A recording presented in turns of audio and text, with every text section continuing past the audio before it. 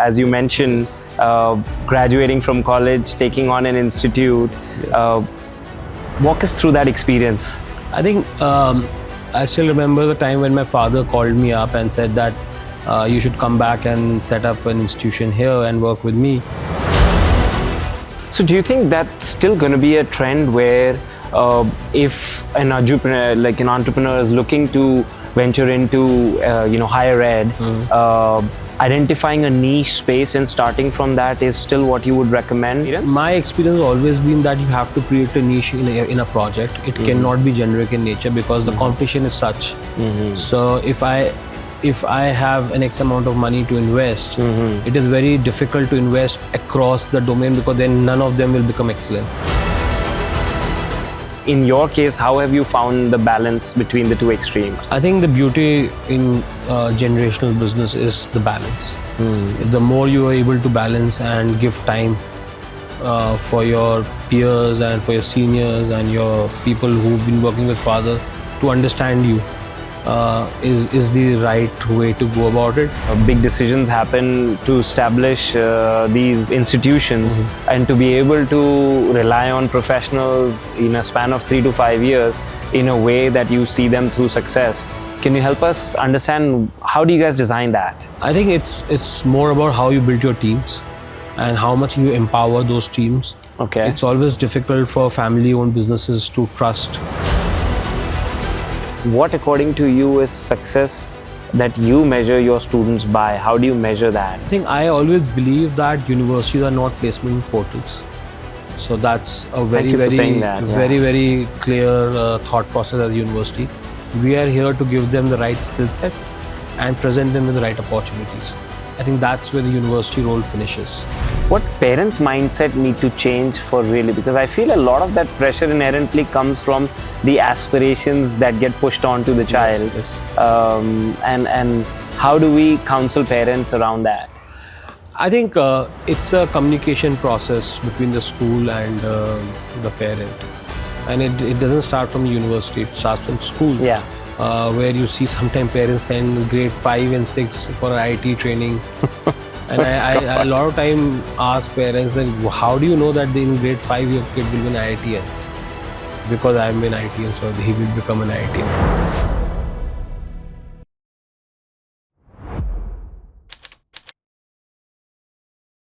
Hi, welcome to InspireED. Imagine this. You're finishing your master's degree in Australia. You have a job offer from Emirates in hand. And one morning, your father calls and says, "Come back, I need you to help build an institution." You finish your exam that morning and board a flight to India the same evening. That was the beginning of our guest's journey in education. When he joined the family organization, it had 2 schools and about 3,000 students. Today, the group spans across schools, a university, initiatives serving underprivileged children, and one of the most ambitious international boarding school projects in the country. But what interests me most wasn't the scale.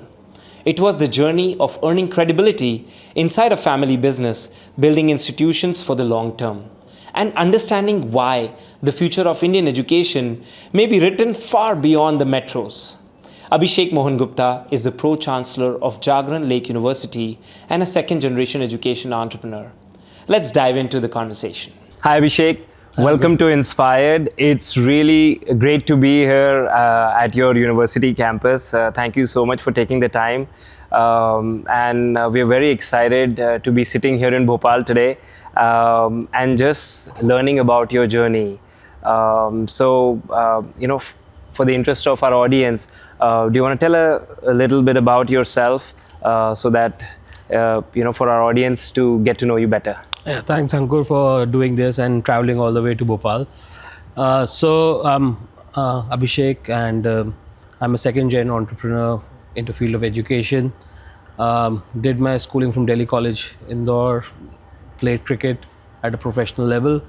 Been into this work since 2008. After finishing my master's, I straight dived into the work. And today, I think we are into various fields, right from school education to higher ed to skills. And I think it's inspiring that you see a lot of young kids and young professional being built out of your institutions and doing wonderful things across the country. And so it's a challenging work, operationally heavy, but really inspiring and really satisfying.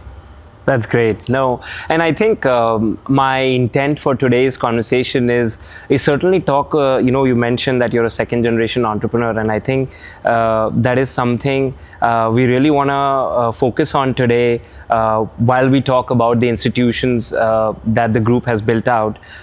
Is about stepping into, taking on from the previous generation the legacy that you're walking into as a 20-some-year-old, and building it out for the future. So, why don't we start from there? Imagine, I think it was, 2008, 10, as you mentioned, graduating from college, taking on an institute. Walk us through that experience. I think I still remember the time when my father called me up and said that you should come back and set up an institution here and work with me. I was in Australia doing my examinations, and I still remember very clearly that I think in the morning of the day I finished my examination, in the evening flight I was out traveling back to India. Oh wow. Because 2009 was a very significant year for us. We started 2 institutions. We brought the Leeds Met University to India. That was the officially first ever campus of an international university in India. Oh wow. And we started a communication institution which we are sitting in today. Okay. So these were my first projects, and I literally had 1.5 years to open these up from the building. The construction was going on, but the operation side was to be set by me. Okay. And especially with Leeds Met, because I studied from there, my undergraduate, and I was the one who got the university here while I was studying there. So I was very, very close to the management back in the university. So that responsibility was given to me, and I think it was a lot of hard work, a lot of learning, unlearning, especially because I was away from the city for about 8 years at a stretch. So didn't know too much, and plus being in a foreign land for 6-7 years, you tend to miss out what's happening in India, and little touch of the local essence. Yeah, and you just start cribbing about everything in life. But I think that was a steep learning curve for me. 2-3 years went difficult but satisfying, a lot of learning. I think my father gave me a very strong foundation to really excel from there. What existed when you walked into the campus at that time? So when I joined the organization, we had just 2 schools, the DPS Bhopal and DPS Indore. Oh, so the university did not exist at that time? Oh, wow. So okay. the 2 schools which opened in year 2000 and 2003 were there, and that was the only institution we... Do you remember why the schools became part of your family engagement? Yeah, I think what my father tells me is that my grandfather was a member of parliament for quite a long time, for 15 years. Oh, wow. And he was very keen that the education, we should do something around education. And then he told my father to set up schools, because he was very passionate about education and how education can really change a lot of life across the state and the country. So he was the one who pushed my father to get into education, and I think from there, I think when my father would have started, he would not realize that we will be at this stage what we are today, and it just became step by step, and today we are at 5 schools, university, and a very good big number of students across all the domains. How many students across the portfolio? I think we are about 16,000 students across the institutions. Wonderful. So at the point when I joined, I think we were about 3,000. So the journey has grown quite significantly. Almost 2 decades, right? Close to 2 decades. Yes, we've just completed our 28th year as the Jagran Social Welfare Society, was the promoting body of these institutions. Wonderful. So yeah, in 1997 we established the organization. Got it. And 2000 we started our first school in Bhopal, that's the DPS, which is our oldest school today. So coming back to, you started your journey, you got back from Australia, and college, I guess, was the goal at that time, right? Like the communications college. Yes. And the second program you said The was Leeds the Leeds Met program. So that was a residential campus here? Yeah, so the university, the communication college was fully residential. Okay. We modeled around Mica institution. Okay. And we wanted that to bring such kind of institution, and also because I think we had a background in journalism as a family. Fair so enough. I thought that is the A natural extension. for us. And Leeds happened because I was studying in Leeds. Yeah. And I really love the university. I thought it can be so nice that students can study in India and still have a degree in Leeds. And that was the concept of that campus. Fast track to 2013, the private university bill came in Madhya Pradesh. Okay. And that's when we applied for a university status, converting all our institutions into a university. So at that time, there were other colleges in different programs independently Yes, running, yes. and you brought them together into Yes, the university fold. Yes. So in 2013, we were the 4th private university of the state. Oh wow. So we were very early movers, and in 2013 we got the university status. So these institutions, standalone institutions, became a university, which is Jagran Lake City University, which we operate now. Got it. And 2000 was again a very significant year for me. 2013 university opened. We opened another branch of DPS Kolar. Okay. And my son was also born. So Oh, wow, within a nice. span of a month, 3 big things happening. So it was quite Major chaotic. milestones, yeah. So 2013 remains always a very big milestone. Yeah. And the university was, I was very adamant in front of my board that we want to get into university structure. Walk me through that. Schools, obviously you were doing well. You had a couple of schools already running. Sometimes people feel like you can either really do school well or university well. Not many combinations of doing both, or it's pretty common now? I think it depends on what you want to do. I was lucky that my father was still actively working. So we, in a way, divided our work between school and university. So because university takes a lot of time and effort, because right from curriculum making to operations, you're doing everything from scratch. And now you're not handling the young kids who just listen to you. You're handling young adults who don't listen to you at all. So Quite the you opposite, have to be very careful on what's happening. And then in the university, you also have to take care of their placements, do other bits of things.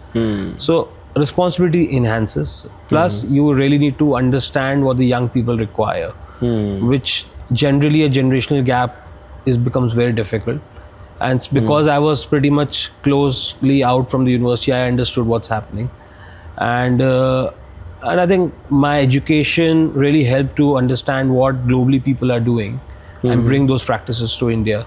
And I think that's where a university really grew very quickly. And we became from a general university to a very niche university, where we wanted to create an impact, focus on the global exposure, and bring in courses which are not generally used in generally given out. So we brought in communications, we brought in law, we brought in humanities. So we pretty much made ourselves a non-tech university, which generally people don't do it, because tech gives you the most number of admissions. It was the hot, especially at that time, point right? in time. Yeah. Humanities and non-tech were not that greatly picked up, but then that's the path we chose to do. And I think today, if I reflect back, I think I feel that we did a really great job in choosing that difficult path, because today the era has completely changed. Yeah. We are going from tech, non-tech, to again non-tech and then tech. So it's and I think with new technologies and everything, now everything is getting merged in. Yeah. So it was a difficult situation, difficult path, but I think very satisfying, because I could fulfill my passion through it. Could give the state of Madhya Pradesh a unique university. Yeah. And I think that's what is the most satisfying part. So do you think that's still going to be a trend where if an entrepreneur is looking to venture into higher ed, identifying a niche space and starting from that is still what you would recommend? I think with your experience? My experience has always been that you have to create a niche in a project. It cannot be generic in nature, because the competition is such. So if I have an X amount of money to invest, it is very difficult to invest across the domain, because then none of them will become excellent. You're just doing it for the sake of doing it. So we were very clear that we want to focus on these two domains of communication and legal studies, and just invest as much as we can into those two areas and make that as excellent. Because generally a university, if you see across, it will have one domain and then rest of the courses will revolve around them. Fair enough, yeah. So that's where our pillar of anchor were, and then everything just revolved around it. So people would come to you for those two lines, and everything else that got added on is sort of just more or less, more spectrum of services that you're able to offer, or course offerings that you're able to do. So today, if you see, our communication programs are ranked among the top 10 in India. Okay. So that's the feature which we've been able to achieve with that. Also because communication is very, very niche program across the country. No university really want to do it, because it needs a lot of infrastructure of studios and cameras. Okay. And not a lot of parents prefer their kids to get into it. Yeah. Plus, it's not an obvious choice. It's not an obvious choice because advertising, journalism is a difficult field. Not every kid wants to be there. But I feel that this is the area which is the fastest growing in our country. It's about 120% growth year on year. And if you don't have professionals there, then how the industry will grow? So we thought that's an opportunity. And I think today, even though we have a small batch passing out every year, about 150, 160 professionals, but they get really well placed because they are doing so exceptionally well. So I think you have to create that niche, and that really helps a university to grow. If you see any other university, someone will have law as their anchor point. Some will have tech as their anchor point. Some will have medicine as their anchor point. But they also offer different programs. Of course. So that's how we kept our anchor point as the journalism and the advertising and the communications side of it. Got it. And when you think of that moment when you're starting the college campuses, you're stepping in as a second generation, right? I mean, obviously there is a basic team that is already in place who may have been working with the first generation for quite some time. Like in most businesses, there is an experience of, here's a young and energetic person coming into taking on the next role. How was that experience for you? Where did you find the balance between deploying new ideas versus respecting the old ways? I think I was lucky in that sense. Most of my team who were working with my father was almost when I joined in was about 15, 20 years old working with them. Yeah. So they're confident. And when I came in, my father gave me a specific role. A role which pretty much didn't exist in our organization of the communications and the strategy of the organization. And from there, step by step, when I was given opportunity and things went right, people started having trust. Also, one of the great things which my father gave me was the scope to express myself in the board meetings and send me bigger ideas. And I was always very, very confident on those ideas because they might be unconventional, but they come from a broader, broad perspective. The exposure you've had over the years. So exposure which I had across studying different parts of the world. So over the period of time, I think I was able to get that trust from the people who were working with my father from before. And I think slowly and steadily, I started developing my own team who used to work with me. And I think it just merged very beautifully between all of us. And I think with the senior people, it's a matter of respect. If you are able to be respectful while talking to them and explaining them, and also telling them the advantages around it, I think they tend to listen to it. And I think that's been the biggest learning curve for me, because dealing with people who are elder to you, and especially who've been your father's generation so confidants. They're pretty much like my father's age. They've probably seen you growing up as a child, 100%. So most of them have pretty much seen me growing and born. Yeah. So they know my father since then. And I think that's where it is difficult, but that's where the biggest difference when generational changes happen, second generation comes in. I think that's the biggest bridge you need to really cross. And I was lucky to cross that very quickly. and started playing a key role within decision making of the organization. But did you always know? I mean, I know there was a point where you got the call saying, "Hey, Yeah. I know I need you to be here, taking care of things." But at the back of your mind, did you always knew that this is something that you'll walk into this legacy? Yes, I think. Or you had thought of other plans for So yourself? I always knew that I am going to come back. Yeah. That was not a option or Yeah. not even a thought. Yeah. But I wanted to work for a couple of years in Australia when I was finishing my master's. What would you want? So I've already got an offer from Emirates at Acha. that point in time around branding and communication. Okay. And I had accepted that offer before my father said that you should come back. Okay. So I wanted to work for a couple of years and see the other side of the table. Yeah. And I think also learn a lot of I think tactics or strategies which is used across the world.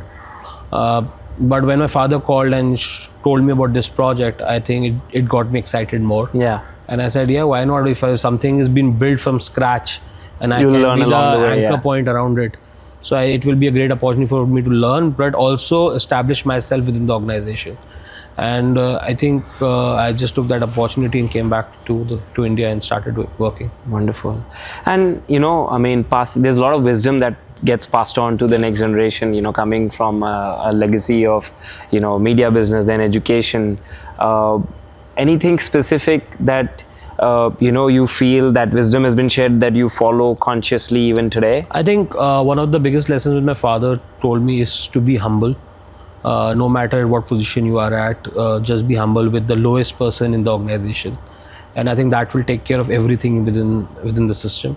And I think that's one thing which I follow very religiously till today. Even the lowest person in my organization, I can simply sit and talk and understand. And now I understand why my father would have told me that, because those are the people who will give you the real information, which is the troubleshooting points in the Yeah. organization.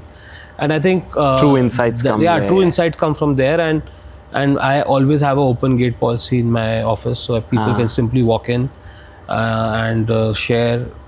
I'm very accessible to a lot of people. Yeah. And I think that really helps me to be connected to understand the pulse of the organization. So I think that's one of the biggest lessons which I have learned. Any area you feel that we need to move beyond, from the older, I don't want to use the word hang-ups from the older generation, you feel we need to evolve from this? I think there will be multiple things which I can say, but I think the biggest thing is I think our generation is a little more aggressive in what we want to get. Yeah. I think that's the only thing I would say we could have done differently. A lot of opportunities came and went by, but I think I like to hustle a bit more than probably my father, and it's also because of the age he is at. Obviously, yeah. Because he has seen that life across, and that's what I'm seeing now. But I think the only thing I would say is that we are a little bit more aggressive in achieving targets and pushing, and be innovative, and I mean, not be worried about being failing. I mean, even if you are worried, but you don't at least show them that we are worried, and but yeah, just jump in, Yeah. and then try figuring out your way. Well, a lot of the next generation entrepreneurs in Jagran, and I've seen this in education as well, I feel like there is a struggle between two extremes, right? One side is that you're trying to be too obedient and sort of following the footsteps, and the other side is that you're changing a lot of things too quickly. And in your case, how have you found the balance between the two extremes? I think the beauty in generational business is the balance. The more you are able to balance and give time for your peers and for your seniors and your people who've been working with father to understand you, is the right way to go about it. Changing very quickly just disrupts the organization. Yeah. I think that's not a wise thing to happen. In my case, I pretty much gave 5 to 6 years. In the initial starting years, I was just simply coming and doing the basic work and not getting too much involved into the other business which were running old. Focused on the projects in hand and not the wider ecosystem. So my role pretty much for the first 5, 6, I think probably 7, 8 years was to just keep focusing on the new projects I'm building. And my father gave me free hand on those projects to build team, to design, take decisions. Obviously, we have to report back to the board, but then having those free hands in a way unshackled me with what other things are happening in the already existing schools in the organization. But did that come with the pressure of like wanting to prove yourself? I think it was not about proving myself. It was about doing things differently and showcasing that different things can also work and more quickly. In a university business, if you see, mostly you take about 10 to 12 years to break even and be in a very good financial position. I think in our case, we reached that in 6 years because we worked on strategy rather than doing anything else. And I think I was lucky with the kind of team I had recruited within the university. So I think I never had that kind of a tiff between the generational or people who were working before me and me, because I was given that free hand by my father. And I think it was him who designed this whole structure so beautifully that I had my own space of working and own way of working. So yeah, and then So I was a lot also of responsible. a safe lab to sort of work and experiment then and obviously grow I was within. responsible as well because these university project, the school project are not cheap businesses. Oh, I'm to get sure. into. You get a lot of investments. Yeah. And you have to ensure that things are moving in the right direction. What helped you establish that credibility among the, I mean, obviously with your father, there's a lot of aspiration and ambition, like, you know, your next generation, they're preparing and they're creating the right environment. But for the team around, the ones that you were building and the ones that you sort of inherited. So I think it's just the performance and it's just the results. When people started seeing the results are coming in the university or in the school, they started believing more in the ideas or the way of working which I wanted to bring into organization. And I think today, after 18 years, I see a lot of our senior members started changing and seeing the way, the perspective which I was trying to bring in. And I think now it is a more easy going and flowing. I mean, I really don't have to push an idea. They know that if I'm saying I will bring certain thought behind it. Yeah. But always, as an organization, there will be arguments and discussions. Of course. And I think those are healthy. Yeah. Because you sometimes, it's not necessary that every time I will be the right person. I might see a different angle by that kind of discussion.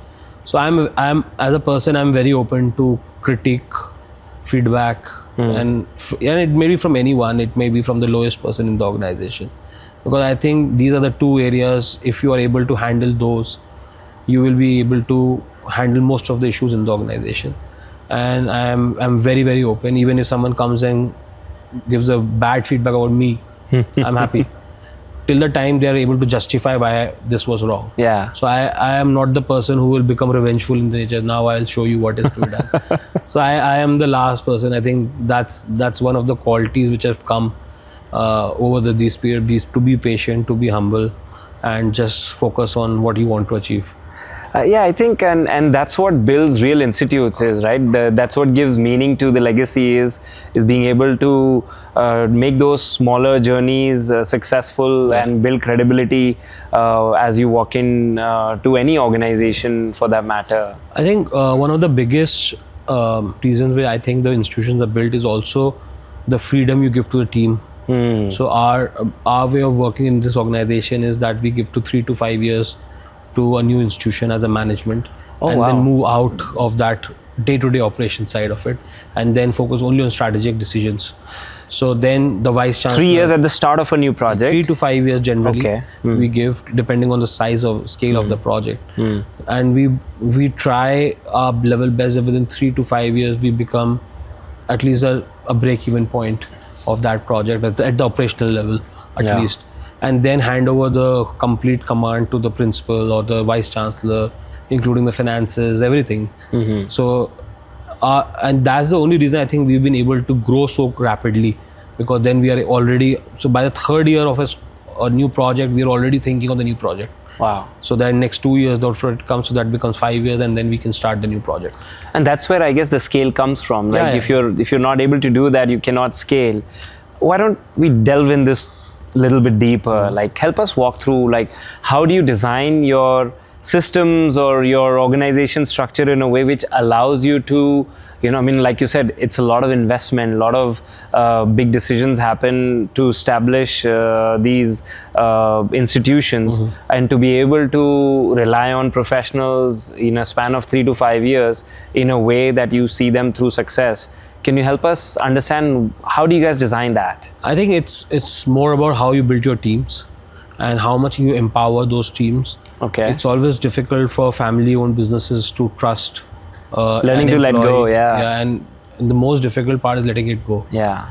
And I think what I have been able to do is that I have been able to identify, and I was lucky to get those kind of people throughout different journeys of life and being part of our team. Yeah. And slowly and steadily, I mean, it's very important even if you give them a responsibility, but if you don't empower them or give them that freedom to work, it's very difficult for them to perform, and then ultimately everything is going to come on you.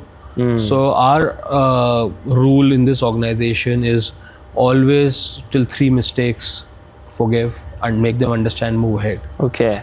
So Very specific. I like it. Yeah, and I think this is again which comes from my father. So he always tells me that first mistake, give a verbal warning. Second mistake, give a verbal warning. Third mistake, do a written procedure. And in fourth, then it's your call. You want to keep it or just move ahead. Because if someone is repeatedly making mistakes, then probably they are not focused on their work, or they are not being able. They're not there mentally. Yeah. Was just they're just doing their work on day-to-day basis. Plus, I think I also believe that the entrepreneurial spirit is very important in senior management, even if they are working for you. Because senior management positions, if you don't have the entrepreneurial spirit of doing what you want to do on your own, then it's And that's very, the hardest thing to find or identify. I think it is difficult, but it also comes when you empower those people, and they know mentally that the management is behind us. And if something is going wrong, and if I raise my hand up, they will be there to support me. So I think that is how you really work. And I think the senior team members which we have, all of them have this kind of space. They've been working with us for 10 years, at least working with me directly for 10 years, Wow. 10 to 12 years now. So I have built up a team around me who I feel that will work with for me how my father had his team working for many, which is multiple very decades. amazing to have in today's day and age, where people want to find aspirations in, or different organizations Yeah. very quickly. Today's I that think, loyalty and commitment yeah, is it's very difficult today. Generally, people say if you've done 3 years in an organization, you've done a great job. You've done a great job, But I both think- as an employee and as an Yeah, organization. yeah. And I think for us, how we like to work is to work beyond the office. So we will take care of their families, their other aspects of life, so that they are comfortable. Because I personally feel if a person is not satisfied as family front, then he's not bringing his 100% game on the organization. Plus, we don't have strict rules for the senior management. You come, you don't come, however you want to do. The task which is being given should be done. You do it from your home, you do it from wherever you want in life, doesn't matter to us. So we have that flexibility, but we also bring in the checks and balances which is required to ensure that the organization is on track. So I think it's how much you give them the leeway, and you should know when to pull them back. So I think that's the balance, and I think it comes with time and experience as you grow. I might not do it right every time now, but I'm doing it better than what I was doing it 5 years back. So I think that is where I think my kind of leadership or my kind of management style is for our organization. Abhishek, I want to switch gears a little bit. Private universities in India sometimes are looked at very harshly. There are some which are serious institutes, some feel like it's more of a real estate project, and some are just sort of figuring out quality perspective. So, according to you, what does it actually take to build a credible university? I think private university is a very open domain of working, and for credibility, I think, is only the results. You have to be authentic in what you want to do, and there are hundreds of shortcuts, to be very honest. It's just how much you just keep yourself away from it. So What do you mean by shortcuts? I mean, there are a lot of things happening, like people don't attend universities, they're just coming for examination. I mean, there are Like a lot on of roll, like remote. yeah, and there all are a that, lot yeah. of quality check corner cuts you can do to just save cost and do things. Don't employ right amount of teachers, or don't appoint the right quality of faculty members. So it depends what you want to achieve out of a university structure. For us as a group, it's always been quality and student centric, and we always believe that we want to be true to who we are serving as our students and the parents and the community at large. It is a difficult pathway to do, but I think at the end of the day, we are building the generation to come for the society and the community. And as an organization, we don't feel that we should cheat at that point of time. So I think it's difficult path for the first 10 years. But if you do those 10 years hard 10 years, then another 20, 30 years are very smooth for you. Okay. But, the reality is that, when you talk to industry, like as a business, and even in your own experience of hiring, I'm sure you will relate to that you often find people who have degrees, but the employability factor lacks quite a bit. Yeah. What, according to you, is success that you measure your students by? How do you measure that? I think I always believe that universities are not placement portals. So that's a very, you for very, saying that, yeah. very clear thought process as a university. We are here to give them the right skill set and present them with the right opportunities. I think that's where the university role finishes. Now, if the student has worked hard and the university has provided them the right knowledge and the skill set, they will succeed in life. I think the race of putting people into jobs and showcasing in multiple ways how much placement package my student has got, it doesn't really make any sense to me, for sure.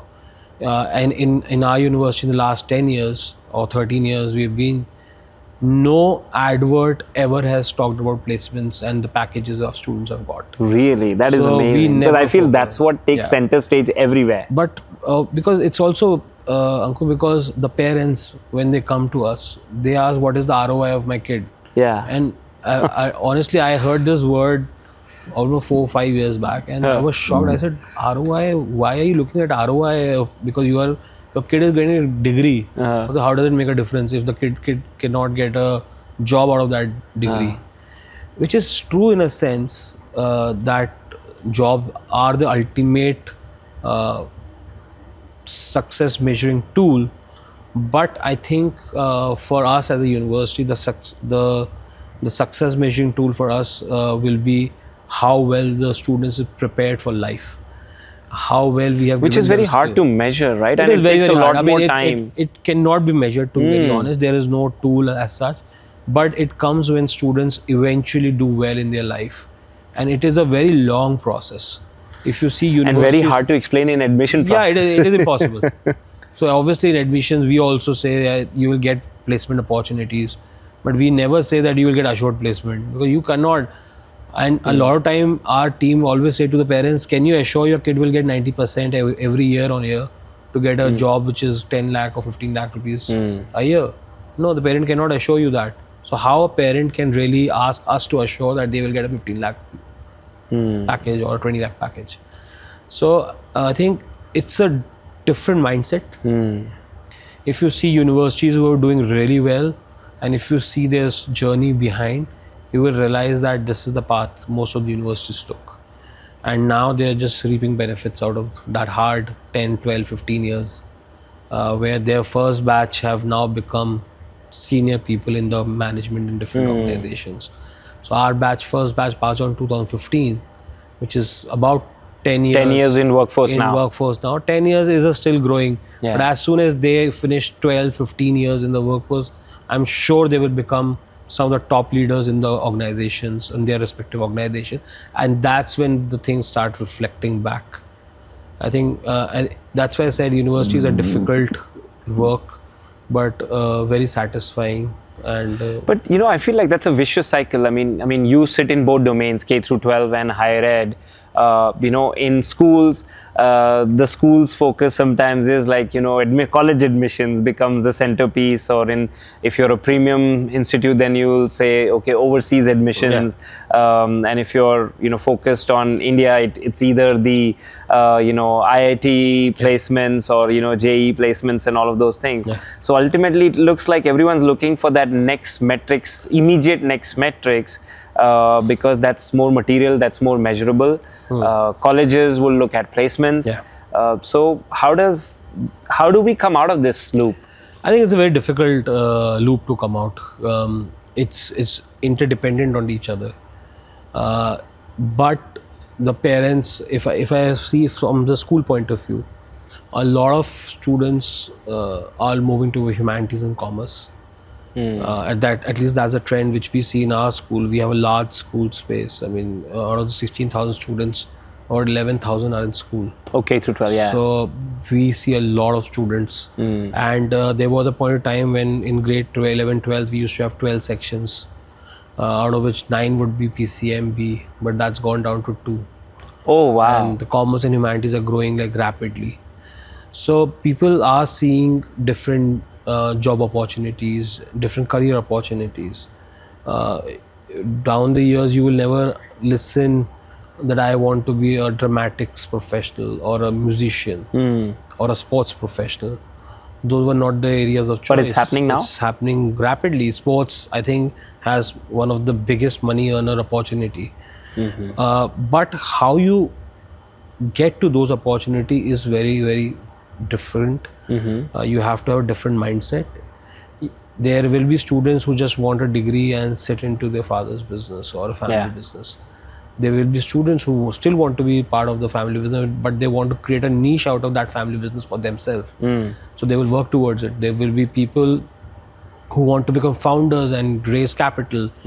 And this is not something they can do when they are in the university. They have to be thinking in this way from the school itself, especially the senior side of the school. They'll create 9th, 10th, 11th. And we see a lot of students who are very, very clear what they want to achieve. And they work towards it, creating portfolios, creating opportunities, doing different kind of stuff. And I think it's very important. As far as the cycle is concerned, it's a collaborative effort between the parent, student, and the university or the school. Because if the parent will push, student will push, university will push.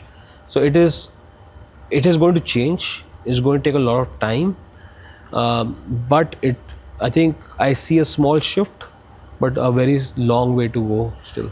What parents' mindset need to change for really? Because I feel a lot of that pressure inherently comes from the aspirations that get pushed onto the child. Yes. And how do we counsel parents around that?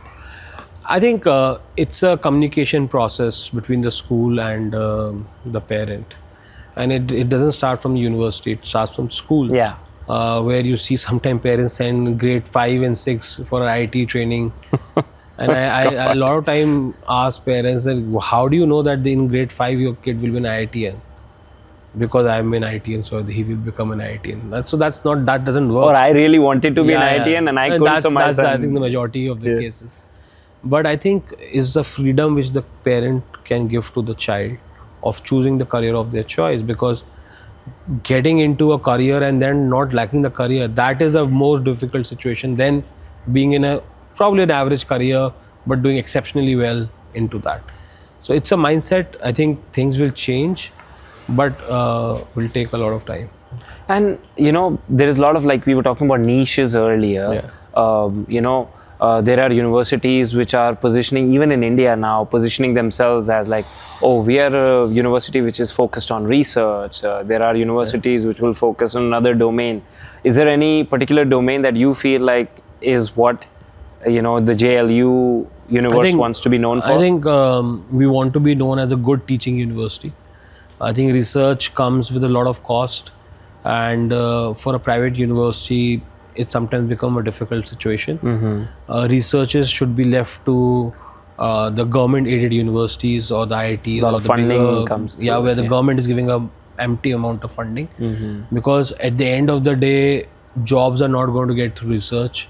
You might get patents and new findings through research, but jobs are going to get created when you have good skills and which will come from teaching. And if for example the parent matrix is only job, then research doesn't really matter to the parent. I mean, the university can write 10,000 papers and research and do publication, but how does it make a difference to a child's life? Well, that's done by faculty.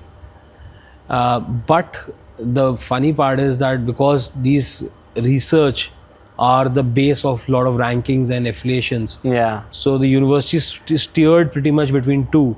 And then as a private university, they feel, how do I put money and where do I put?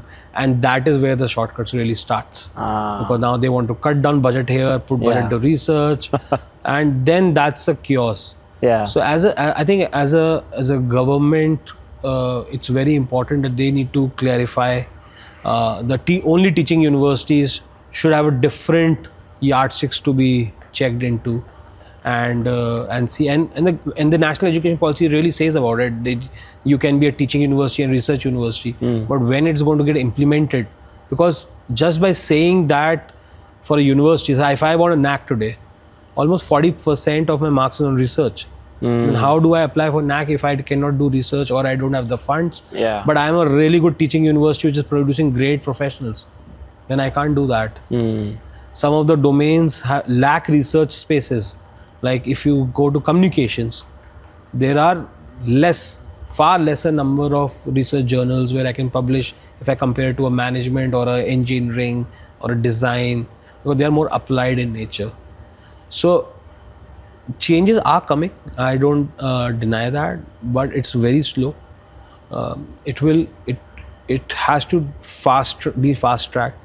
If a policy like a national education policy has really come, which is a great policy to be very honest, but how well are we implementing that? And how much time does it take to really bring it to life? Yeah, I mean, and I don't believe that this policy can be implemented in pieces and pictures. You have to implement. If you're implementing higher ed, it has to be in totality, because one thing is linked to another.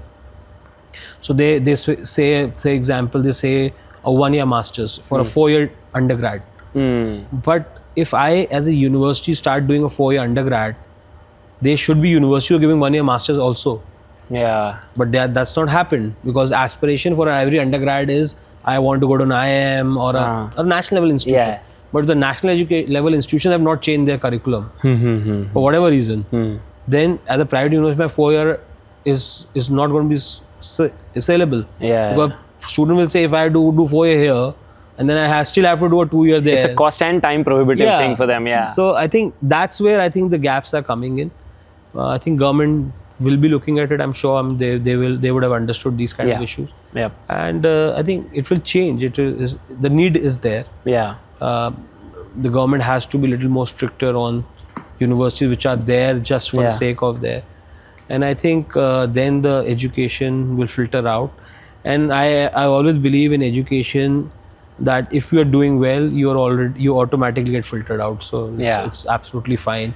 Sometimes people around you, if they're doing bad, then only people realize that how good the other one is. Yeah. So it's a good case scenario for most of us. But to help the industry, we were talking about, how employability is a big challenge. Yeah. You'll see a resume with all the academic credentials or university degrees, but when you sit in an interview or you even hire sometimes, and it's a challenge that basic communication or just understanding the workforce, how an office communication works or how to deal with customers, or the essence of being responsive, the courtesy of responding to someone on a timely basis. I mean, these are very basic things that I feel sometimes our college graduates lack. How you as an institute is working on that? I think it's a collaborative process between the industry and the university. The industry cannot say we don't have time for the university to spend time within the environment of a university and then expect proper professional graduates coming out. They have to give time. They have to tell this is what is required for us. As a university, we have gone into a mode where we have pretty much every program is partnered by an industry leader. Oh, nice. So like the events. How does that work? So the events program is co-taught by Viscraft. So their faculty comes in every now and then. Basically, industry professionals come in now and then, and they teach. They ensure that these students are given internships on live projects. So like our students did IFA awards. They went to the G20 summit. Oh, nice. And they did the background work. So wherever big events for IFA happening, our students are going. So they are also learning on the ground that how things are moving ahead. So I think those kind of experiences will change these. As a university, we have also moved from a standard 45-day internship to a 6-month internship, which we do the last semester of. So that at that time they don't have to come to college; they have to so they spend time at the a industry. work. So generally, an internship is between second and third year. Okay. We have shifted that to the last semester of the third year. So by then, pretty much everything has been taught to the student. They know all the skills, and now they're applying in the industry, and they end up sending up a project around it. Does that help them place jobs? Yeah. So as I well? think what our way of saying to students is, see, we have given you whatever best we can. You have taken the best from us, what you have wanted to absorb. Now this is the 6 months to really prove in an industry. And if a company really likes you in this 6 months, then pretty much they'll hire you, because now they are not spending that additional 6 months on payroll for training you to their systems, doing things. But now this 6 months of internship is what? It's basically understanding you, training you to their systems. And if you're fitting in, everyone wants a great skilled person. So from the industry, we simply say, see, even 6 months my kid cannot prove, then I'll not force you. Because I mean, if you don't like him in 6 months, then pretty much you're not going to like him. Yeah. And for the student, it is that if 6 months you cannot prove, then you need to find a better rethink on what yeah. you want to do. Yeah, exactly. So it's a win-win for both the sides. As I told you before, for us, it is important to provide them with opportunity, which is given through this internship, which is part of the curriculum. For them, then it is how well they take it. There will be students who will work really hard. There will be students who will think, just part of curriculum, let's just close 6 months and move back. Yeah. So it's individual choice. But as a university, I think we have fulfilled our commitment of giving the right skills, giving them the opportunity, and now it's the effort from the students. There is also, something that concerns, when you hear about it, is, sometimes colleges would reach out to industry asking them to hire people for a certain time at a certain packages, and even reimburse for some of that packages. What do you think about those practices, and how prevalent it is according to you in the market? See, I think it's very, very prevalent. A lot of people do it. And again, I said it's the pressure. Because to show numbers. You show numbers. As an education institution, your almost 70% cost is fixed. Your faculty is fixed, your electricity bills are fixed, your those basic taxes are fixed. So you're 70% working on a fixed cost. Wow. Now, how do I recover? The only way of income for a university is the fee. Yeah. How the fee will increase is the number of students. And how the number of students will come is seeing the packages or the ROI. As those they are say. the attractions. So it is a circle again. If I want numbers, I want to show placements. If I want to show placements, then I'll do whatever is required to do a placement. So I think that's where it fits, and it's also because the mindset parents bring in, because they feel that if I have sent the kid to the university, now my work is done. And now it's up to the university to manage them and how they want to do it. Yeah, my job was just to get into the college entrance, and now everything else is the university's responsibility. Correct. Right. So that's how it But how does, when you think it from the lens of the future of education in India and the workforce in India, you're into skills as well. How does that translate to our workforce of the future? I think in every place across the world, there will be good, bad, and average universities. It's up to us as individuals who are running the education side of things, where we want to put ourselves at. And if you see people from good universities will be doing great work, from average they will be average. And why I'm saying and tiering it to good, bad, and average, bad, is how much input you're giving in. Ultimately, if your intent is right, you will crack that code of getting the balance right. And if you see across the world, Indians are at some of the top positions Why it is so? Because they're coming out from institutions who have great values, who have focused on delivering education, and I think that's what the ultimate aim is. If you are doing those things right, then I think there's enough scope in the country where everything else will fall in place. But you have to be patient, and that's something which cannot be bypassed in education. Do you think school and universities are crowded, like overcrowded in India? No, I don't think so. I think the good ones are very less. You need to create more good institutions. The government needs to understand that private education is not only about making money, because almost more than half of the education or enrollments in the higher ed and the school ed is in private sector. It's not the government. I mean, school, you can hardly know anyone who goes to government schools. Yeah. And the way private university structure is, eventually you will realize that the same thing is going to happen what happened in schools, that people will prefer private education than the government education.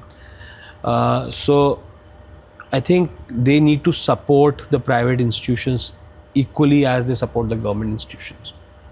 If they do that, I think everything will move very quickly. We are far behind a GER, sorry. And I think 2030 is when we have to report. Government really needs to push, but I think that push can only come through private institutions and not from the Just the government. volume required is so it's big. too I mean, big. It's too if you big. compare to I think we are some at- of the developing Yeah, we countries. are at 13%. Wow. And we need to be at 23%. 10% in India is gross. What is this? Can you explain That's the this? gross enrollment ratio. Oh, okay. Wow. Which is the global benchmark standard. And India is aiming to is- be at 23%. The global benchmark standard is 23% Okay. of the total country eligible population. Is enrolled in university. In university, India is 13%. Wow. So 10% is a very big number. There are countries, developed countries, which are like a third of our population, with like a multiple number of universities available for students, right? So the scope for growth is incredible, don't you think? Yeah, it is. The scope is huge in our country. There are locations where there's no university at all. So So people. what's stopping rapid growth of universities today? So, as I said to you, university is an expensive affair. It's not simple. The red tapeism is at the max everywhere, so it's difficult, and people are not seeing the returns because they know that the only way they can survive is either they are philanthropic, 100% that CSR money is coming from somewhere, or the government is supporting, which the private university are not supported at all. And the only third way of making money or getting enough money to run the institution is the fee. If they don't see enough population there at one space, so that means that they will not be able to invest. Today, I think a private university in a state like Madhya Pradesh will not cost you more less than 50-60 crore rupees. And how many students is required to make it sustainable? Again, it depends on the model you're working. Like we have always been a university not for masses. We filter kids out, but then charge a premium. There will be universities who would want to work for masses and keep their fee structure low. So it depends on what model you're looking at. There are all the different models. You have universities in India which can charge as high as 15 lakh, 20 lakh rupees a year. Yeah. But there are universities who just charge 15,000 to 20,000 rupees a year for the same program. So if a university is charging 10, 12 lakh rupees a year and students are going there, that means they're doing something right. Yeah. Because it's open market, right? It's not. Plus, there's a demand for each space, I guess, Yeah, right? so I mean, there's a demand for each premium space. demand, there is a But mid-tier if demand. a engineering degree at a private university doing really well is charging 6-7 lakh rupees a year, and a average university or not a great university is charging engineering at 30,000 a year, how will you compete the level of input between these two? It's not possible at all. And it's not because they want to cheat, but that's the resources they have. Yeah. So, I mean, that's the disparity in a way, and that's how good and average and bad institutions are made. So, from building a premier higher ed institute in central India, you took on another major bet, and a lot of people would say very sort of a large, bold, and probably an unexpected move to have a premium British international school like Shrewsbury come to central India in Bhopal. Talk to us about that mindset. What does it mean for you, and what was the thought process behind bringing it here? So I think we go back to just before COVID. So as an organization, we were always thinking what next to do, because university was established 2019. We opened a last school Okay. in DPS Rao. Okay. That was Indore. Indore, Second campus in Indore. Indore. So again, the 3-year mark started ticking, and everyone Management bandwidth started to get free. everyone was very ticky. What should we do next? What should we do next? And every day we used to sit and say, it's been 2 years, nothing has happened. What is happening? What is happening? And then COVID hit. We got the opportunity to reassess, rethink ourselves, and we thought that we have schools, we have university. What next? And then we realized that what if we do a boarding school, because that's something which is not in our portfolio, and that will. None of your schools were boarding. We have boarding, but level 1,500. It's not like boarding school. Okay. And we thought The that culture of boarding school. Yeah. So we thought that that's something which is missing. Let's do something in that space. Okay. And that's how the first concept of boarding school came in. And we were all said that yes, we will do boarding now, and we got our plans ready and everything. And then one fine day, one of my friends from Tata Group reached out to me saying that Shrewsbury is looking to come to India, and you are looking and he is a very good friend of mine, so he knows pretty much what we are doing. He said, you're looking for a boarding school setup, why don't you meet up and see if you can set up Shrewsbury instead? And I thought, yes, why not, let's discuss. And we started discussing, and we were very lucky. I think Shrewsbury and JSW share a lot of similar values, and it just worked out superbly well for us. But when it came to numbers, I think I still remember when I presented the numbers on my board, everyone started laughing. I said, who pays 20 lakh rupees for a school? I said, why not? People will pay. And I was very confident because how the national education policy is designed, it's very British, Cambridge tilted. So I knew something is going to happen, and this is an opportunity, and it will enhance our portfolio from a CBSE to a British curriculum, and that to a boarding. So it was filling a lot of tick boxes for me.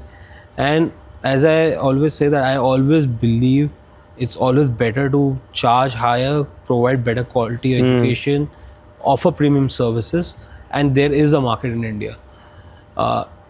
So I think after a lot of discussions, excels, meetings, I somehow managed to convince my dad that we should do this, and this can be our big leap as an organization. People will come to know us as a serious education service provider across the world, not only in Madhya Pradesh, because Madhya Pradesh everyone knows about us. And also I think this decision came through because me and my dad were actively working together, so we knew that we can share responsibilities. And because it's a huge project, and then he said, why don't you lead it? So I said, yeah, fine, I'll do the hard work, and I will see how it goes and how. So I think that's how the journey of Shrewsbury started, and I always believe that Madhya Pradesh as a state is a very well connected state.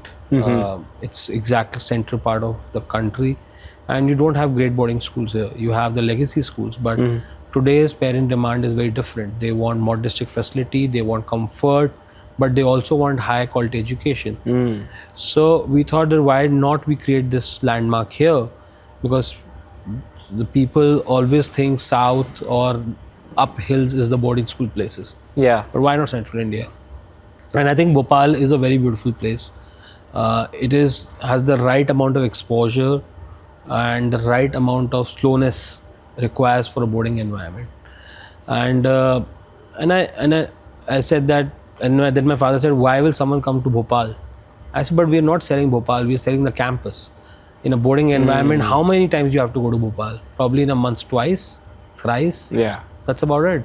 And Bhopal has good enough hotels where parents can come and stay when they come to meet their kids. You have the Taj, you have the Janima, and it's a growing city. Growing city. Everything will come up slowly and steadily. And why don't we become the catalyst about it, around it? So, I mean, people got convinced. We started making, and today we are here, almost at the verge of completing 1 year of Shrewsbury. And I think it's one of the most ambitious projects which we have done. Certainly. And we've got a lot of national attention. And people course. are saying, why you've chosen Bhopal? I said, why not? I mean, what is harm in Bhopal? Yeah, because I mean, the general convention that you're hearing is that there is a lot of interest in international schools, and you're seeing metro cities, you know, Delhi, Bombay, Pune, Bangalore, obviously, you know, taking center stage in attracting these schools. So very interesting, you know, how like even for Shrewsbury, what was attractive for them according to you I think in for Bhopal? Shrewsbury was very simple. They are in a non-metro city. So they're established in a town called Shrewsbury. The whole town is theirs, which is away from Birmingham. So that resonates with So them. that resonates with them, and they understood while seeing India that you will not get this kind of space in a metro city. I mean, we are talking about 150 acres of space. Yeah. So Which most metro campuses city? are like 5-10 acres, 10 20 acres max. And plus, we are very clear that we want to be a fully boarding school. We don't want to be a day come residential. We don't want it to have those kind of facility or even a weekly boarding, because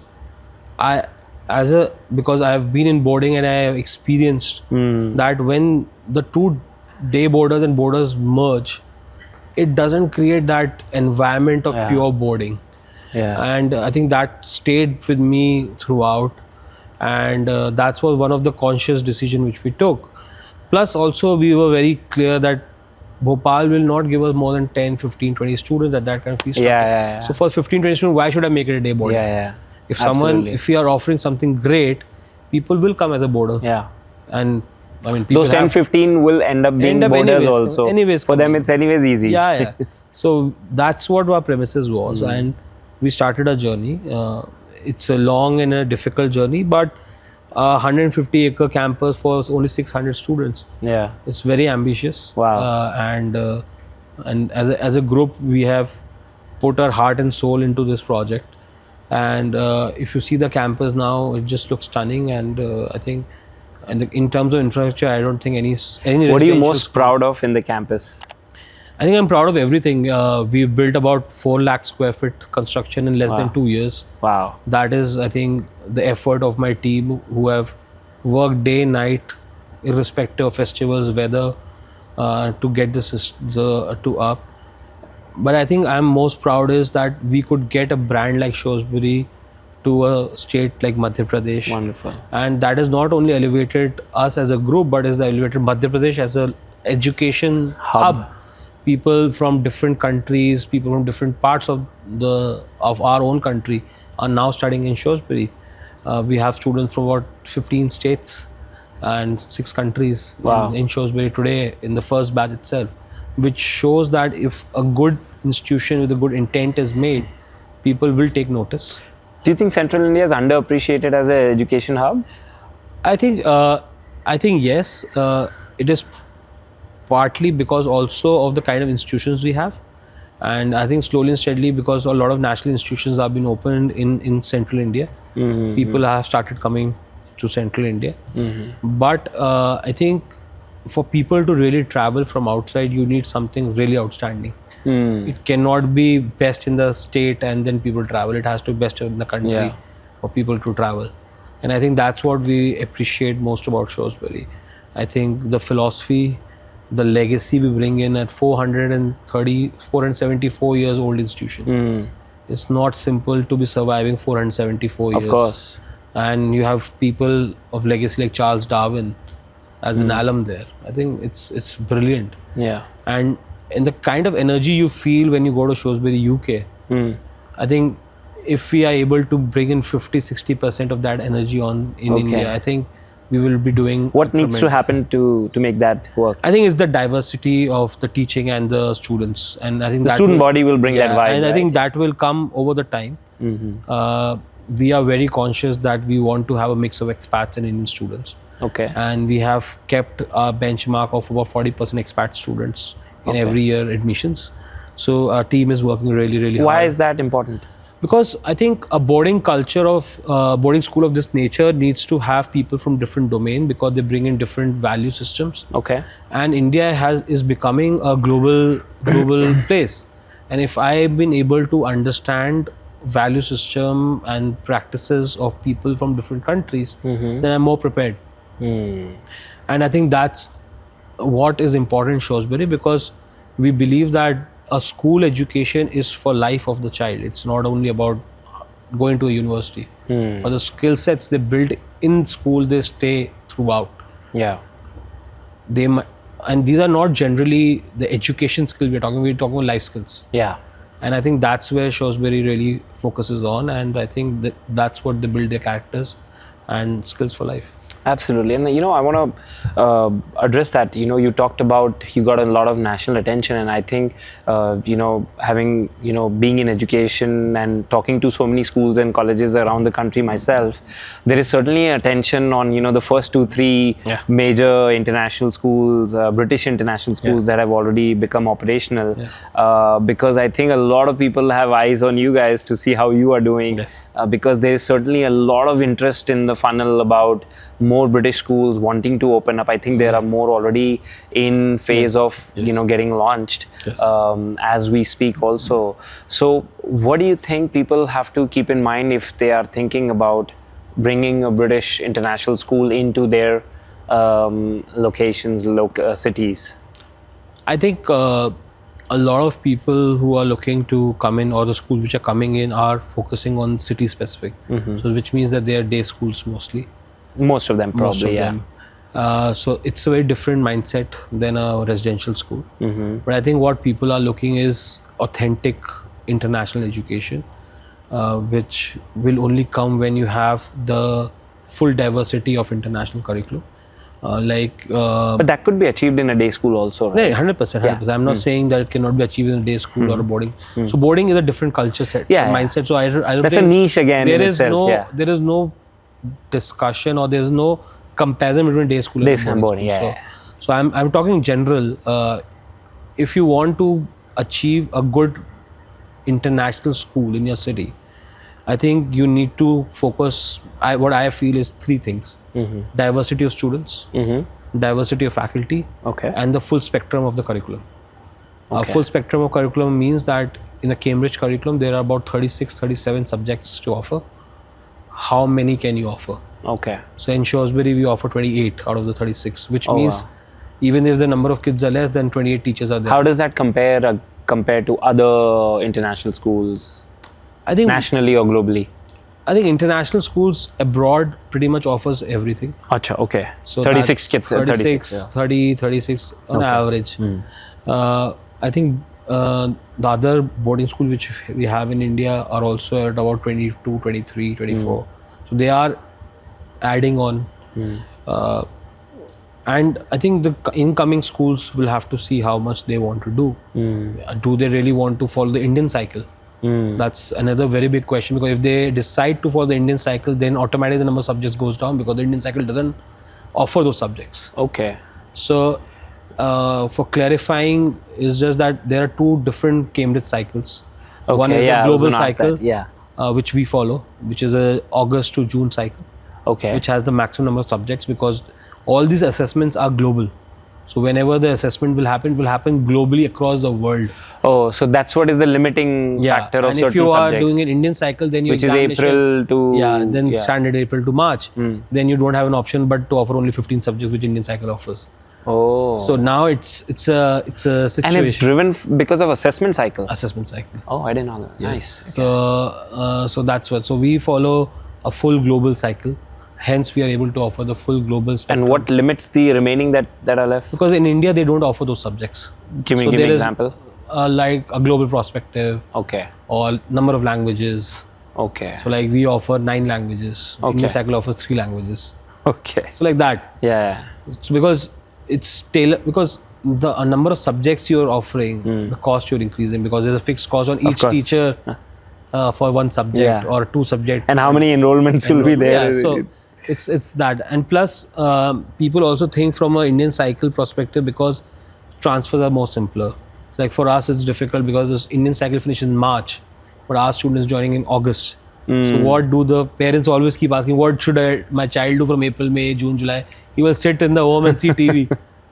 Yeah. So those are the challenges. I think, and it's up to the promoters or the school management to decide which pathway they want to take. And the pathway defines a lot of other things within the curriculum, within how we are operating. So it's and I don't think both are equally good. It depends on the parent what they want to achieve for their children. It depends on the management what they want to achieve as a school.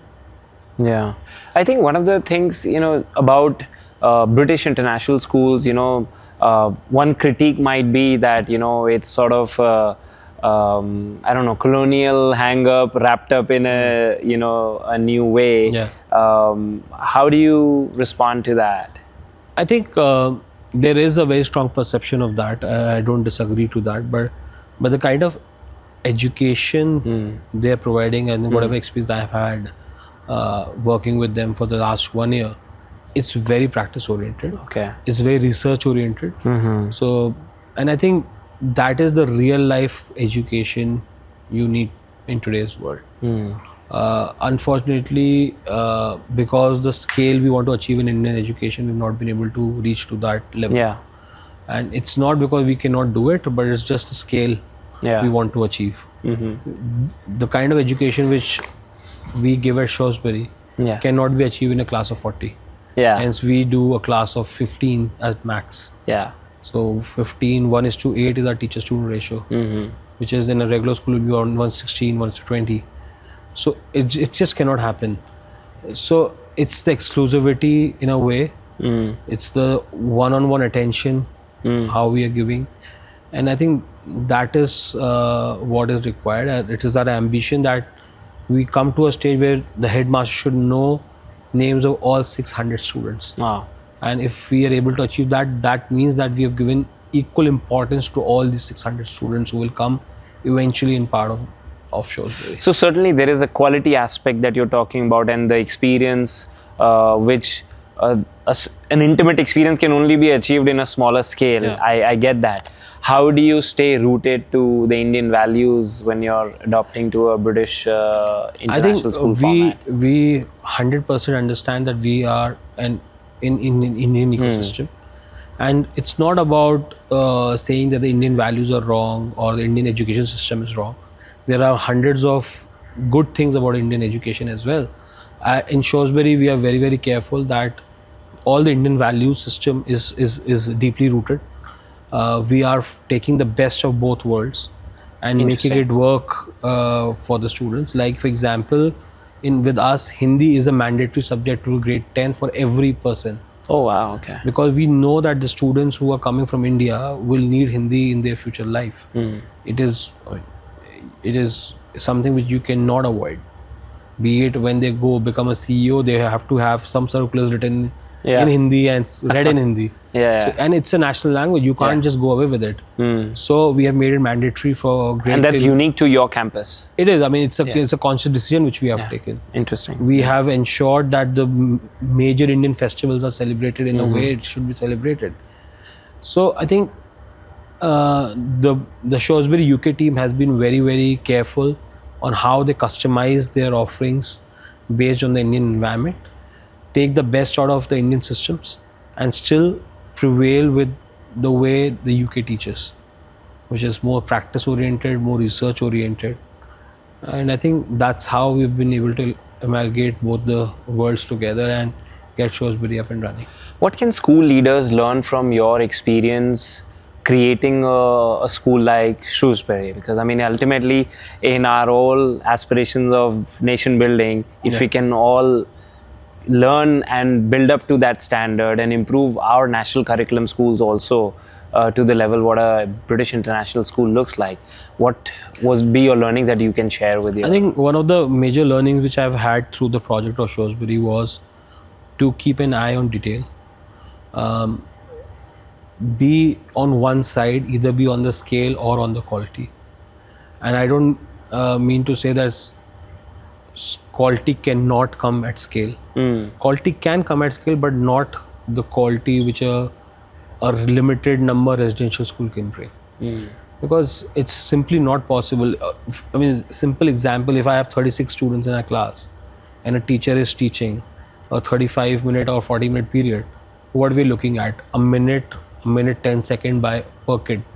That's the maximum attention a teacher can give if she wants to give an equal attention to all the And what do you expect if I have 3 periods of maths in a week where I have 1 minute each as attention? With 3 minutes, what will I learn? So the answer is very simple. If you have the means, then you have to choose schools which are a little niche. And that's the reality of life. I mean, you can't do anything about it. Okay. So what I'm really hearing is that you have to be consistent in choosing whether you're choosing for quality or optimizing for quality versus optimizing for scale. You cannot say that, okay, I'm going to hire quality teachers, but I'm going to focus on scale for something else. Is that what you're saying? It's difficult. I mean, hiring quality teachers and achieving scale is both possible. But it's the level of quality, the level of exposure you want to give to a child. So I as a school, so example, if I compare my own 2 schools, DPS and Shrewsbury, both are successful school in their own domains, 2 different serving different audience. The target markets are different. A DPS student aspires to be an IITN or a NEET or an NID aspirant, whereas the Shrewsbury audience will aspire to go to an Ivy League institution. Even if I going to the university, a premium university is their primary aspiration. Even if a student in CBSE is scoring 99%, but he will never aspire to go to an Ivy League institution. He will aspire to go to an IIT or a JEE or a NEET or a AIMS or those kind of institutions. Because the mindset is very different. But that doesn't mean that quality is not there. Quality is there. That's why they're scoring that high percentage. But it's the aspiration. So you, as a school leader, you need to be sure on what kind of target audience you're looking at.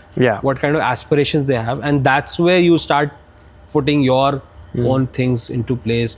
Teachers, curriculum, those kind of stuff.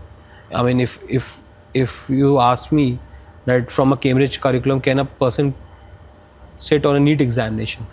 I'll say yes, they can. They're qualified to sit, but the way we teach, they will not be able to cross the NEET examination. But they might go chances to of going into competitive exams out of a curriculum. Indian competitive exams is going to be difficult. It's very, very difficult because that's not the way we teach. They might it's probably not meant for it. Yeah, it's not meant for it. They might be able to go to a very good medical school abroad, but not the NEET or IIT JEE, where I think they are more. They might get into MIT, but not into IIT. Because our process of selection is not selection but elimination. 10 lakh people sitting, 10,000. It's just a scale thing. So it's about the scale. And education is like that. So you have to choose which boat you want to ride, and then do your best, putting the best people. I think it all starts with that. What do you want for your child? And that's where you choose. You have this path and you have the other path. So you have every path. You have to have clarity of the path. You can't have best of both worlds. I think that's very, very clear now. You have to either choose X or Y. So Abhishek, you've got 2 major institutes now in central India, in Bhopal. The Jagran Lake University, Shrewsbury. It's a very interesting playbook for tier 2, tier 3 cities, and it would be interesting for others to learn from that. What can they be looking at in their own sort of locations or in their own geography to learn from your playbook? Like, okay, every space has its own sort of uniqueness, and if they want to create something similar in their environment, what would be your advice? I think every city has its own charm and its own requirements. As an entrepreneur, you need to really assess what the city requires. And I always feel that if a city requires X, you have to provide X plus 1, because the city will grow. And what I've seen with education institution, when great education institution comes to a city, then it also grows the city, because you're doing work with the local people. If your residential facility, the hospitality business is increasing. So it just builds things around it. The ecosystem increases. The ecosystem around it. So I think, and I think all the tier 2 and tier 3 cities are the growing cities. Yeah. Either you have industries around it. So if you have industries of a specific skill, for example, Kanpur will have a leather.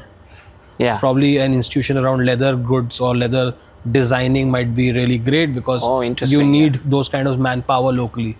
So it is that kind of a niche. Yeah. So Madhya Pradesh, like Bhopal, has the maximum amount of newspapers. Hence journalism works very well here. Interesting. Or High Court is in Jabalpur. So legal system works very here closely.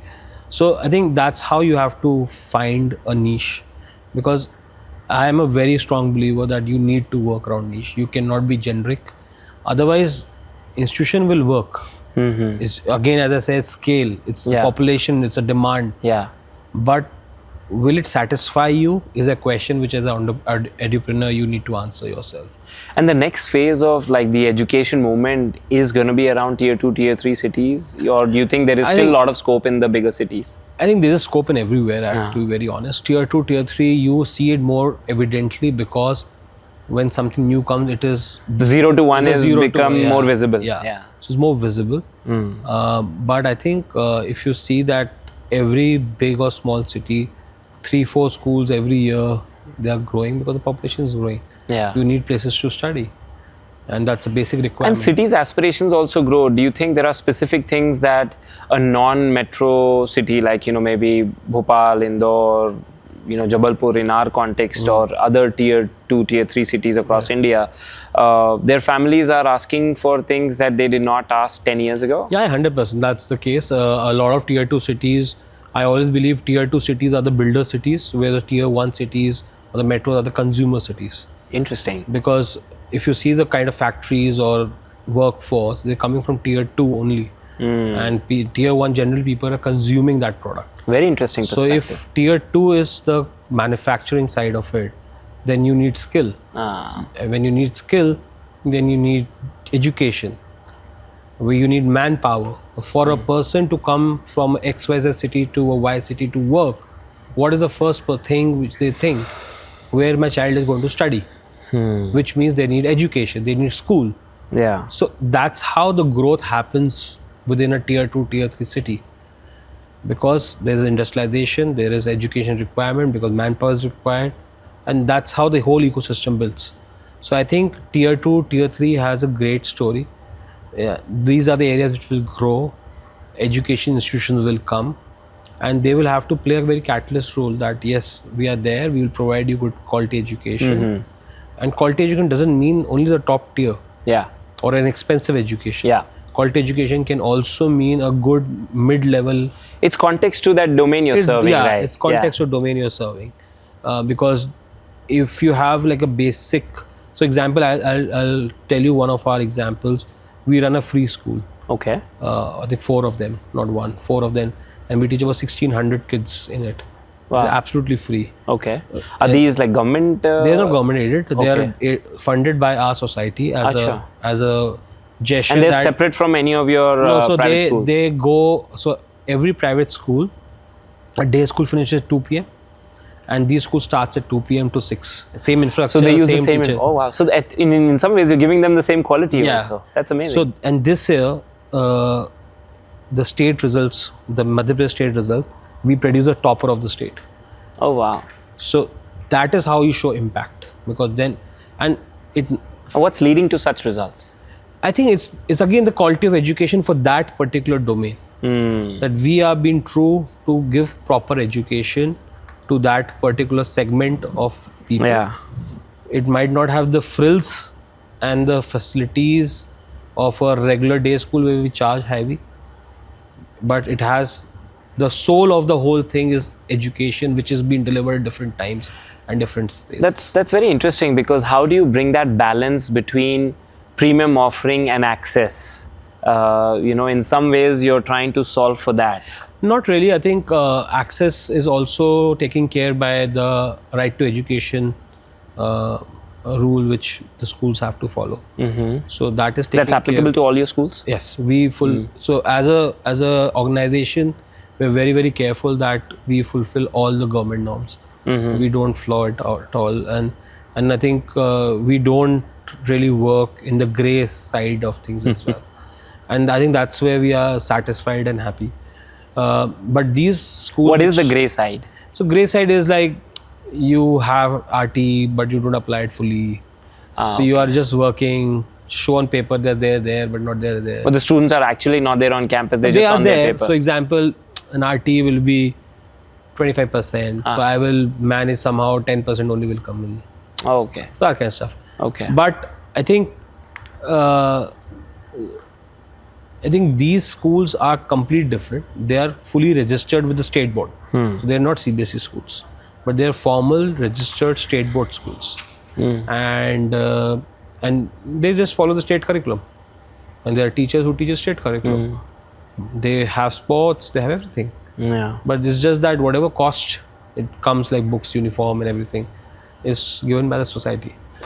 Do you think, like, you know, like a place like Shrewsbury, let's talk specifically, you know, becomes it's obviously a premium British international school, and sometimes those can risk to become like a sort of a rosy island, you know, everything is beautiful, everything is state of the art, everything is top notch, but the world outside of the school campus may not be as rosy. It has its own, you know, imperfections. So how do you get students ready for that real world in a environment that is so well done in all aspects? So I think one thing which we should be very clear, boarding school doesn't mean like a jail.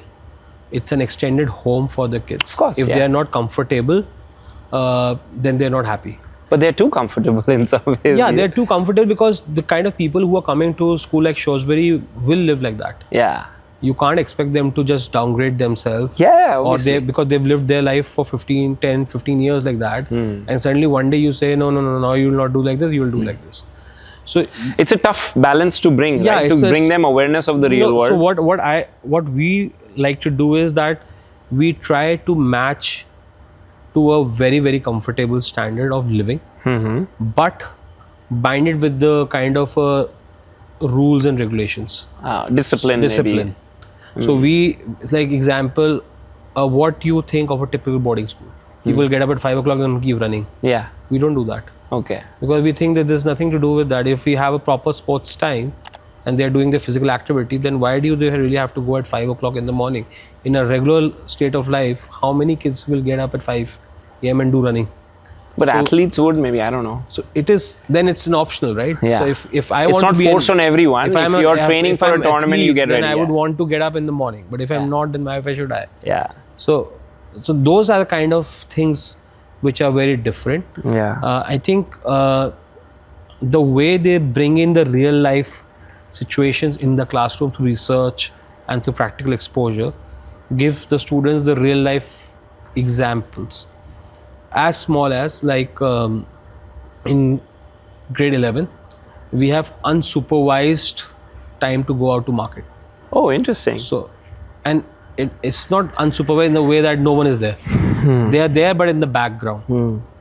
So they are keeping an eye on the child, but the child is on their own, which is also in a way learning life skills. We want to treat, because at the end of the day, lower 6th, which is the grade 11th and 12th, they are going to college. Who will going to monitor them there? So what we are preparing them, we are preparing them not for results, but going them into an education institution. So we need to prepare them both mentally, physically, life skill point of view, and education. Yeah. To reach there. So as a school, we keep giving them that space. At Shrewsbury, it's very important that the student's voice is heard very, very upright and promptly. Yeah. So it's not just student council is there, it's fine. Minutes are made. I am part of that meeting. The headmaster is part of that meeting. Okay. And then in the next meeting, like a regular board meeting, we say actions taken on the suggestions. So the loops are closed and tracked upon. So students know that they are important. Okay, at the end of the day, a school will run when students are happy. And boarding schools don't run on marketing. They run on word of mouth. Yeah. how happy the kids are. And I think these are the little things which we can do to make them feel important. Yeah. And make them feel part of the community, that because of them the school is there. It's not because of school they are there. Yeah. So that's a very big difference. I mean, it's said very smally, but it's a very big mind shift. And sports certainly helps in bringing a lot of those discipline things into the fore. Yeah, 100%. Sports And is you've obviously been a cricketer and I has think been a very important part of you. I think sports bring a lot of discipline. It brings you a lot of life skills. Yeah. I think the biggest learning which I have ever had from sport is to accept the defeat. I think once you start doing that, then you are doing wonderfully well in your life. Right. How has that shaped your leadership role in school or at your university? I think once you start learning how to take defeats and take positive out of it, then I think no situation in life remains difficult. Yeah. You try finding out, or you're able to find out the best out of the worst and take that as inspiration, move ahead. Yeah. So I think that's what sports has taught me over the years. That's awesome. Yeah. I want to switch gears to our last segment, which I like to call it as a reflections round. Okay. So we'll go through a quick question and just maybe something that comes quickly in your mind, one word, one sentence, depending on the questions. Okay. So we'll try to make it a little bit more fun and to better learn about Abhishek, so to speak. So one thing cricket taught you that an MBA did not? I think cricket taught me how to face defeat, which I think the MBA classroom doesn't. Yeah. One quality every next generation education entrepreneur must develop? Understand the lowest segment of your team. One mistake next generation leaders often make when entering family institutions? They work on the seat but not being humble. Nice. One thing that previous generation understood better than our generation? I think they understood the art of living in the less, what would you say, art of doing the best out of the less they have. Simple means. Simple means, yeah. yes. One thing, interesting. One thing our generation must do differently in education? I think just leave the kids to what they want to achieve in life and not put pressure. Interesting. Premium education in India, overhyped or just getting started?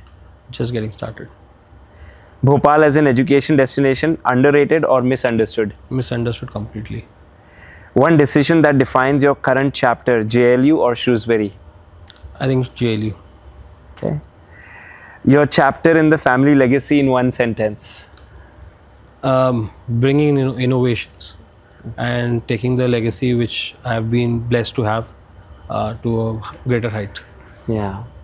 So thank you so much for sharing that. I think in a final word, I would love for you to share your thoughts with our key stakeholders in our audience. That would be, school leaders, school entrepreneurs, from your journey. If there was one takeaway that they should have for school leaders, for heads of schools, and for parents. Okay. I think for both school leaders and for head of schools is just to empower your team and give them confidence that they can do well. Yeah. For parents, I think my only say will be educating a child is not a only alone role of the school. It needs a partnership between parents and the school, and they should come up and get equally involved in that partnership if they want their kids to really grow and flourish. Wonderful. Well, Abhishek, it's been a lovely conversation. Thank you so much for your time today. I wish all your initiatives to be creating a bigger mark for both your institutions and for Central India. Thank you. We share that in common, and for the love of our city and our region. I think you're doing very inspiring work. And thank you so much for sharing your journey with us. Thank you so much, Ankur. All right. Take care.